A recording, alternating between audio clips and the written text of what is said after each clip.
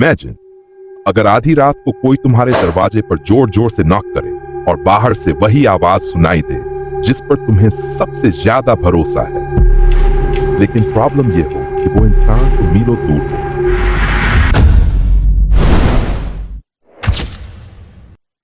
एक ऐसी जगह जहां रात के अंधेरे में सिर्फ हवा और पेड़ों की सरसराहट ही नहीं बल्कि कुछ और भी चलता है। और अगर इस वीडियो को आप अकेले देख रहे हो तो एक बार पीछे जरूर देख लेना, कहीं कोई आपको देख तो नहीं रहा। रजनी और अजय ने हाल ही में शिवनगर के पुराने हिस्से में एक बड़ा घर खरीदा। लकड़ी के पुराने दरवाजे, टूटे फूटे खिड़की के पल्ले और आंगन में एक सूखा नीम का पेड़। मकान सस्ता था लेकिन मोहल्ले वाले धीरे धीरे बातें कर रहे थे। रजनी को क्यूरियोसिटी हुई। उसने पड़ोस की बुजुर्ग औरत से पूछा। वो बोली, बेटी, इस गली में रात को एक बूढ़ी औरत दिखती है, गोद में बच्चा लिए। वो किसी भी जान पहचान वाले की आवाज निकालकर दरवाजा नॉक करती है और प्याज मांगती है। जिसने भी दरवाजा खोला, सुबह उसका डेड बॉडी मिला। रजनी ने मजाक उड़ाया। ऑनियन मांगने आई भूतनी? सीरियसली? औरत ने गुस्से से कहा, यह मजाक नहीं है। 3 महीने पहले मोहन और उसकी बीवी इसी वजह से मरे थे। रजनी के दिल में थोड़ी बेचैनी उतर गई। शाम होते ही बिजली बार बार फ्लिकर करने लगी। खिड़की से पेड़ की शाखाएं टकरा रही थी जैसे कोई नेल से खुरच रहा। अकेलापन और पहली दस्तक। कुछ दिन बाद अजय काम से बाहर गया। पहली बार रजनी अकेली थी। शुरू में सब नॉर्मल था, लेकिन रात गहराने लगी तो बेचैनी बढ़ी। उसने अपनी दोस्त और पड़ोसन मालती को बुला लिया। दोनों बातें कर रही थीं, तभी अचानक टैप टैप बाहर किसी के कदमों की आवाज। फिर धड़ाम धड़ाम किसी ने जोर जोर से दरवाजा पीटना शुरू किया। दोनों चौंक गए और तभी बाहर से आवाज आई, राजनी, मेन हो न जाए।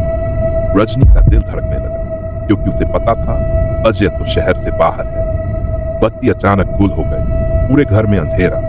खिड़की पर किसी की परछाई कुछ सेकंड के लिए दिखी और गायब हो गई। दरवाजे के पीछे कौन? लंबी रात और डर की हद। पूरी रात डर खत्म नहीं हुआ। कभी बच्चे का रोना, कभी जोरदार नॉक, कभी अजय की आवाज। सब एक एक करके रिपीट होता रहा। एक बार खिड़की से बाहर देखा तो नीम के पेड़ के नीचे कोई औरत खड़ी थी। चेहरे पर सफेद कपड़ा, गोद में कुछ हिलता हुआ और आंखें सीधे उनकी बालकनी की तरफ। जैसे ही लाइटिंग चमकी वो गायब हो गई। कमरे के कोने से विस्परिंग सुनाई दी, प्याज दो, प्याज दो।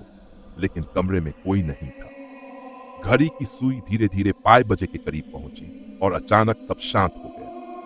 सुबह का सच और अनसुलझा डर। सुबह होते ही दोनों ने बालकनी से बाहर देखा। गली खाली थी। मालती ने हस्बैंड को जोर से पुकारा। मोहल्ले वाले आ गए और तभी शॉकिंगली अजय पड़ोस के घर से बाहर निकला।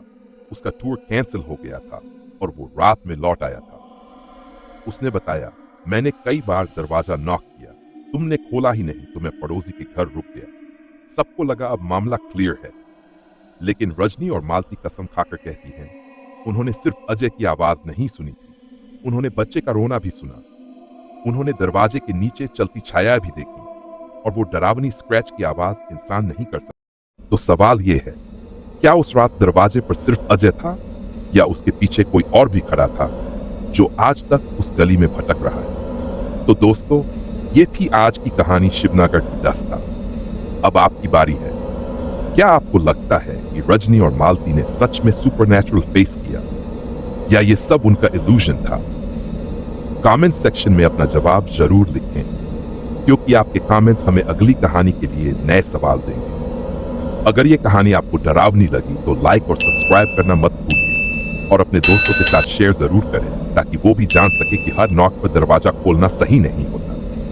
और हाँ, अगर आपके पास भी कोई डरावना किस्सा है तो हमें इंस्टाग्राम DM करें, क्योंकि अगली कहानी शायद आपकी हो सकती है।